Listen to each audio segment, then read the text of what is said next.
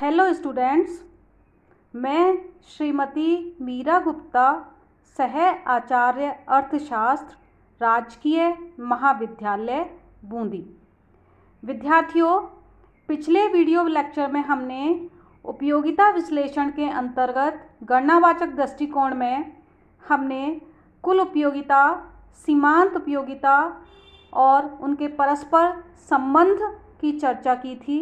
विद्यार्थियों, इस video lecture में हम सीमांत उपयोगिता ह्रास नियम, law of diminishing marginal utility की चर्चा करेंगे।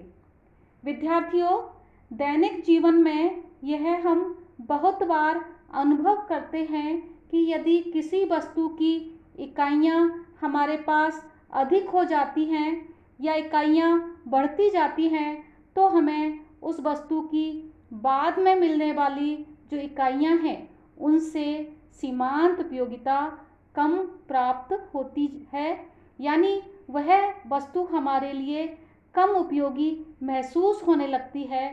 तो यदि एक सीमा के बाद उस वस्तु की और अधिक इकाइयाँ बढ़ाई जाएं तो हम पूर्ण तृप्ति के बिंदु पर पहुंच जाते हैं और हमें उस वस्तु से उपयोगिता नहीं मिलती है। तो दैनिक जीवन के इसी अनुभव के आधार पर अर्थशास्त्रियों ने सीमांत उपयोगिता ह्रास नियम प्रतिपादित किया है। तो विद्यार्थियों, जब कोई उपभोक्ता अन्य सभी वस्तुओं के उपभोग को यथास्थिर रखते हुए जैसे जैसे किसी एक वस्तु के उपभोग को बढ़ाता जाता है, वैसे वैसे उस वस्तु की सीमांत उपयोगिता घटती हुई चली जाती है। सीमांत उपयोगिता ह्रास नियम को सबसे पहले 1854 में गॉसेन ने प्रतिपादित किया था और इस नियम को यह नाम मार्शल ने दिया था। और मार्शल कहते हैं कि किसी व्यक्ति के पास किसी वस्तु के स्टॉक में वृद्धि होने पर जो अतिरिक्त लाभ उसे प्राप्त होता है वह उस वस्तु के स्टॉक की मात्रा में प्रत्येक वृद्धि के साथ घटता जाता है। तो मार्शल के अनुसार इस नियम में जो व्यक्ति के पास जो उपलब्ध वस्तु है यदि उसमें वृद्धि होती है तो उसे उसकी जो सीमांत उपयोगिता है वो घटती जाती है, यानी स्टॉक की मात्रा में प्रत्येक वृद्धि के साथ साथ उससे मिलने वाला अतिरिक्त लाभ घटता जाता है। विद्यार्थियों, यह नियम मुख्य तौर से दो तथ्यों पर आधारित है, दो बातों पर आधारित है। पहली बात तो ये कि व्यक्ति की समस्त आवश्यकताएं तो असीमित हैं, यानी व्यक्ति की आवश्यकताएं तो अनंत हैं, किंतु किसी एक आवश्यकता को पूर्ण रूप से संतुष्ट किया जाता है। और इसलिए जब एक उपभोक्ता किसी वस्तु की अधिक और अधिक इकाइयों का उपभोग करता जाता है तो उस वस्तु के लिए उसकी जो आवश्यकता है उसकी तीव्रता घटती जाती है और अंत में ऐसी स्थिति आ सकती है जब व्यक्ति को और वस्तु की आवश्यकता महसूस नहीं हो। दूसरी बात ये कि जो विभिन्न वस्तुएं हैं वह एक दूसरे के पूर्ण स्थानापन्न परफेक्ट सब्स्टिट्यूट नहीं होती हैं, यानी जब कोई व्यक्ति एक वस्तु का उपभोग करता है तो वह अपनी किसी विशिष्ट आवश्यकता की संतुष्टि करता है और वह वस्तु अन्य आवश्यकताओं की संतुष्टि में प्रयुक्त नहीं की जा सकती पूरी तरह से। तो इसलिए यदि ऐसा होता तो व्यक्ति एक आवश्यकता को पूरी करने के पश्चात उस वस्तु को दूसरी आवश्यकताओं को पूरा करने में काम ले सकता था और उस वस्तु से प्राप्त जो उपयोगिता है वह कभी कम नहीं होती। लेकिन जो विभिन्न वस्तुएं हैं वह पूर्ण स्थानापन्न नहीं होती हैं, एक दूसरे की अपूर्ण स्थानापन्न होती हैं। तो ये नियम लागू होने के लिए ये दो मुख्य कारण हैं। विद्यार्थियों, ये नियम कुछ विशिष्ट दशाओं में ही क्रियाशील होता है। यानी हम जब अर्थशास्त्र के नियमों की बात करते हैं तो हम ये लेते हैं कि अन्य बातें यथावत रहें, other things remaining the same. तो वही क्लॉज इस नियम के पीछे भी कार्यरत होता है। नियम की ये मान्यताएं हैं कि उपभोग में निरंतरता होनी चाहिए। यानी कोई भूखा व्यक्ति है, वह रोटी खा रहा है, तो उस के उपभोग में रोटी खाने की जो उसकी क्रिया है वह निरंतर होनी चाहिए। ऐसा नहीं कि एक रोटी उसने सुबह 10 बजे खाई और दूसरी रोटी उसने 2 बजे खाई दिन के, तो वहाँ उपभोग में निरंतरता नहीं होगी और ऐसी स्थिति में हो सकता है बाद की इकाइयों से सीमांत उपयोगिता बढ़ जाए। तो इसलिए इस नियम को लागू होने के लिए यह ज़रूरी है कि उपभोग में निरंतरता रहे, लगातार होता रहे उपभोग, उसमें गैप नहीं होना चाहिए। दूसरी बात यह है कि उपभोक्ता की रुचि, आदत, फैशन, आय में परिवर्तन नहीं होना चाहिए। वस्तु की इकाइयों तथा जो उस वस्तु की जो सब्स्टिट्यूट गुड्स हैं उनकी कीमत में परिवर्तन नहीं होना चाहिए। और अगली बात कि इकाइयाँ समरूप हों तथा उचित आकार की हों, यानी विभिन्न इकाइयाँ एक जैसी हों और उचित आकार की हों। ऐसा नहीं कि जो इकाइयाँ हैं वह बहुत छोटी हों। जैसे हम किसी प्यासे व्यक्ति को पानी पिलाना चाहते हैं तो हम उसको एक घूंट मतलब घूंट पानी देंगे, तो वहाँ वह इकाई उपयुक्त नहीं कही जाएगी। दूसरी बात ये कि वस्तु अविभाज्य नहीं होनी चाहिए और साधारण किस्म की होनी चाहिए। इसके अलावा उपभोक्ता की जो उपभोक्ता है वह आर्थिक व्यक्ति हो और विचारशील हो। कहने का मतलब है कि जैसे मान लीजिए एक शराबी व्यक्ति है, उसको शराब पीने से संतुष्टि मिलती है और हो सकता है उसको शराब पीने के लिए जो और वह निरंतर उपभोग कर रहा है उससे बढ़ती हुई सीमांत उपयोगिता मिल जाए। लेकिन यहाँ पर ये बात हमको ध्यान रखनी चाहिए कि इस स्थिति में जो शराबी व्यक्ति है उसकी मानसिक स्थिति मतलब सामान्य नहीं कही जाएगी। तो इस नियम को क्रियाशील होने के लिए ये तत्व होने चाहिए, यानी ये मान्यताएं हों, यानी ये शर्तें पूरी होने पर ही ये नियम लागू होता है। विद्यार्थियों, उपयोगिता ह्रास नियम को हम एक सारणी के माध्यम से देख सकते हैं, जो कि हमने पिछले वीडियो लेक्चर में भी यही काम में ली थी। आप देख सकते हैं कि यहाँ पर केले की इकाइयाँ दी हुई हैं, कुल उपयोगिता दी हुई है और सीमांत उपयोगिता दी हुई है। हम इस टेबल में देख सकते हैं कि केले की इकाइयों का उत्तरोत्तर उपभोग बढ़ाने पर जो सीमांत उपयोगिता है वह निरंतर घटती जा रही है, आप देख सकते हैं। और 5वीं इकाई पर केले का उपभोग करने पर सीमांत उपयोगिता 0 हो गई है और उसके बाद ऋणात्मक हो रही है। तो यहाँ हम देख सकते हैं कि सीमांत उपयोगिता ह्रास नियम क्रियाशील हो रहा है। सीमांत उपयोगिता का जो ह्रासमान सीमांत उपयोगिता नियम है उसको हम एक चित्र के माध्यम से भी देख सकते हैं। यहाँ आप देखिए कि ओ एक्स अक्ष पर वस्तु की जो इकाइयां हैं वह ली गई है। ओ वाई अक्ष पर यूटिलिटी है। विद्यार्थियों, यह मार्जिनल यूटिलिटी दिखाई गई है।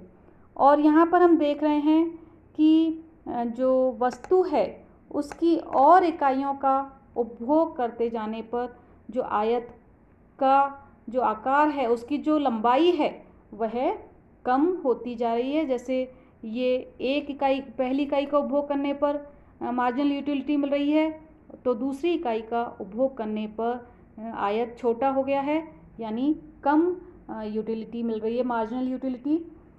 विद्यार्थियों, यदि वस्तु विभाज्य है तो ये जो आयत हैं यह इतने पतले हो जाएंगे कि इनको एक रेखा के द्वारा दिखाया जा सकेगा, यानी हम एक कंटिन्यूस कर्व बना सकते हैं। यहाँ मैंने आप दिखाया हुआ है MU कर्व, मार्जिनल यूटिलिटी का जो रेखा है या वक्र है वो दिखाई दे रहा है आपको। ओ एक्स अक्ष पर वही यूनिट्स ऑफ कमोडिटी है, ओ वाई अक्ष पर मार्जिनल यूटिलिटी है, और हम गिरती हुई सीमांत उपयोगिता को इस रेखा के द्वारा दर्शा सकते हैं।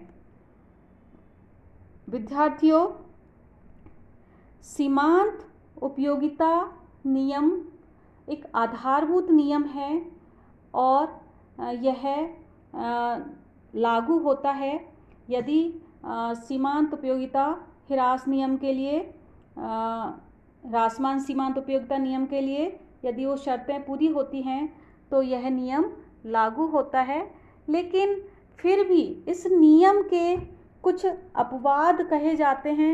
यदि उनका विश्लेषण किया जाए तो वास्तव में वे अपवाद इस नियम के हैं नहीं, वे कहीं ना कहीं सीमांत उपयोगिता नियम की जो मान्यताएं हैं उनको पूरा नहीं होने के कारण वो अपवाद हैं। जैसे ये कहा जाता है कि जो मादक वस्तु हैं जैसे शराब है उस पर ह्रासमान सीमांत उपयोगिता लागू नहीं होता। लेकिन यहाँ पर ये ध्यान रखने की बात है कि जो शराबी है उसकी मानसिक स्थिति सामान्य नहीं होती है। दूसरा ये कि ये कहा जाता है कि मुद्रा पर सीमांत उपयोगिता ह्रास नियम लागू नहीं होता। किसी व्यक्ति के पास मुद्रा की मात्रा बढ़ने पर हो सकता है वह उसे और अधिक चाहने लगे। जैसे हम एक कंजूस व्यक्ति का उदाहरण ले सकते हैं, लेकिन वह भी एक साधारण स्थिति नहीं है। वास्तव में यदि देखा जाए तो सामान्यतः मुद्रा की सीमांत उपयोगिता भी घटती हुई होती है। यदि मुद्रा हमारे पास अधिक मात्रा में होती है तो हमारे लिए उसकी सीमांत उपयोगिता कम होती है। जैसे इसको इस रूप में देख सकते हैं कि धनिक व्यक्ति के लिए 100 रुपये की जो सीमांत उपयोगिता होगी वह निर्धन व्यक्ति के लिए जो 100 रुपये की सीमांत उपयोगिता होगी उससे कम होगी। लेकिन चूँकि मुद्रा एक सामान्य क्रय शक्ति की सूचक है और मुद्रा से सभी वस्तुओं सेवाओं को क्रय किया जा सकता है, इसलिए व्यक्ति के पास यदि अधिकाधिक मुद्रा उसे प्राप्त भी होती है तो उसकी जो मुद्रा की सीमांत उपयोगिता है वह कभी ऋणात्मक नहीं होती है। लेकिन जब हम उपयोगिता विश्लेषण गणनावाचक दृष्टिकोण की जब हम चर्चा करते हैं तो हम ये मान के चलते हैं कि मुद्रा की सीमांत उपयोगिता स्थिर है। एक इस नियम का अपवाद ये भी कहा जाता है कि पुरानी टिकट या जो पुराने चित्र हैं या सिक्के हैं, यदि उनको कोई व्यक्ति संग्रह करता है तो यह नियम क्रियाशील नहीं होता।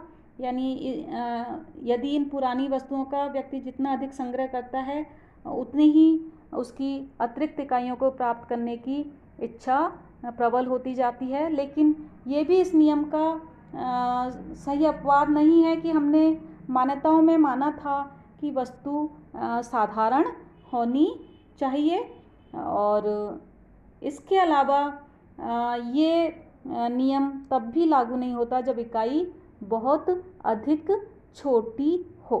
लेकिन हमने इस नियम में की सीमाओं में इस नियम की मान्यताओं में यह माना था कि वस्तु की इकाई उचित आकार की होनी चाहिए। तो सीमांत उपयोगिता जो निरंतर घटती हुई सीमांत उपयोगिता है, ह्रासमान सीमांत उपयोगिता है, यह नियम अर्थशास्त्र का आधारभूत नियम है। इसलिए इस नियम का बहुत अधिक महत्व है। ये उपभोग का एक आधारभूत नियम है और बहुत सारे नियम इस पर लागू हैं। यानी उपभोग के जो विभिन्न नियम हैं उसकी ये नींव है विद्यार्थियों। जैसे मांग का नियम है, वह ह्रासमान सीमांत उपयोगिता नियम पर लागू होता है, या हम ये कहें कि मांग का नियम जो है ह्रासमान सीमांत उपयोगिता नियम के कारण लागू होता है, क्योंकि किसी वस्तु की कीमत बढ़ने पर उसकी मांग कम हो जाती है और कीमत गिरने पर उस वस्तु की मांग मात्रा घटती है। यानी मांग मात्रा और कीमत में विपरीत संबंध की व्याख्या सीमांत उपयोगिता जो ह्रासमान सीमांत उपयोगिता नियम है उसके माध्यम से हम कर सकते हैं। यानी जो ह्रासमान सीमांत उपयोगिता नियम है उसके कारण ही जो मांग वक्र है उसका ढाल जो स्लोप है वह नेगेटिव होता है, ऋणात्मक होता है। विद्यार्थियों, इसी प्रकार उपभोक्ता की बचत और सम सीमांत उपयोगिता नियम, जिसको हम आगे पढ़ेंगे, वे भी इस नियम पर आधारित हैं। विद्यार्थियों, इस नियम के माध्यम से हम मूल्य के विरोधाभास, पैराडॉक्स ऑफ वैल्यू की व्याख्या कर सकते हैं। जो प्राचीन अर्थशास्त्री थे, क्लासिकल अर्थशास्त्री से, वह इस खासतौर से जैसे एडम स्मिथ का ये प्रसिद्ध है कि डायमंड वाटर पैराडॉक्स, हीरा जल विरोधाभास, कि जल की उपयोगिता बहुत अधिक है लेकिन उसकी कीमत बहुत कम होती है, और हीरे की उपयोगिता बहुत कम होती है लेकिन उसकी कीमत बहुत अधिक होती है। तो इस विरोधाभास को भी ह्रासमान सीमांत उपयोगिता नियम के माध्यम से समझाया जा सकता है, क्योंकि जो जल है उसकी कुल उपयोगिता तो अधिक होती है, लेकिन जल की मात्रा अधिक होने के कारण उसकी सीमांत उपयोगिता है वो बहुत कम होती है, इसलिए जल की कीमत बहुत कम होती है। लेकिन हीरे की कुल उपयोगिता कम होती है, लेकिन चूँकि हीरा दुर्लभ है